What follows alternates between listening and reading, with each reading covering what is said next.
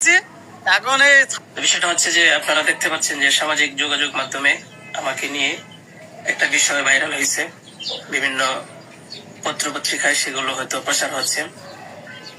তো আমি আপনাদের বলবো যে এই বিষয়টার সাথে, যে বিষয়টা মেঘলা নামক একটা মেয়ে এবং আমার ছবি দিয়ে যে একটা অপপ্রচার করা হচ্ছে, অপবাদ রটানো হচ্ছে, এটার সাথে আমি কোনোভাবেই সম্পৃক্ত না। আমি এটার বিষয়ে কিছুই জানি না। আমি যদি বলি তাহলে বলবো যে মেয়েটা আমাদের এখানে পড়াশোনা করেছে, গত বছর পড়েছে এবং এর আগের বছরও পড়েছে। তো এর আগের বছর পূর্ণ বছর পড়াশোনা করার পরে সে আমাদের মাদ্রাসা থেকে চলে যায়। তো পরবর্তী বছর যখন মাদ্রাসা শুরু হলো তখন আমরা খোঁজ নিয়ে জানতে পারলাম যে কে কে আসে নাই। তো যারা যারা আসছে না তাদের মধ্যে সেও একজন ছিল, যে সে এখান থেকে চলে গেছে অন্য কোথাও। তো খবর নিয়ে জানতে পারলাম সে ঢাকা চলে গেছে, তারা বাবা মার সাথে থাকে। বাবা মা সৎ বাবা এবং মা অন্য কোথাও আগে বিয়ে বসছিল।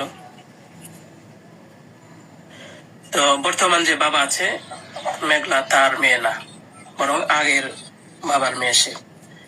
তো সে যখন ঢাকায় চলে গেল আমরা শুনলাম, তখন আমরা কিছু বলি নাই, ঠিক আছে, ঢাকায় তো পড়াশোনা বেশি হয়, তাহলে পড়ুক।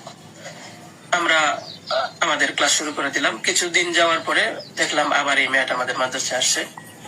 আসার পরে জিজ্ঞাসা করা হলো যে কেন, কি অবস্থা, কোথা থেকে আসছো? সে বললো যে ঢাকায় চলে গেছিলাম, এখন নানা ভাই জোর করে নিয়ে আসছে আমারে। আমি আসতে চাইছিলাম না, আমাকে জোর করে নিয়ে আসছে নানা ভাই। দেশবাসী, আমি আপনাদের সাথে শুধু এই কথাটাই বলতে চাই যে যে মেয়েটা এখানে আসতে চাইছিল না, চাচ্ছিল না, তাকে কেন জোর করে আনা হলো? তাকে জোর করে আনার পিছনে কি কারণ ছিল বা তার কি স্বার্থ ছিল? পরবর্তীতে আমরা এটাও জানতে পারি যে মেয়েটা তার এই নানার সাথে রাতের বেলা ঘুমায়। সে নিজেই বলছে।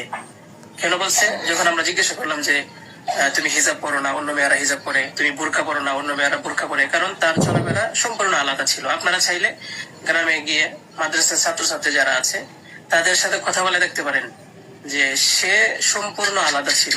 তার কোনো কিছুই আমাদের কমনের ভিতরে ছিল না, আমরা তাকে কন্ট্রোল করতে পারতেছিলাম না।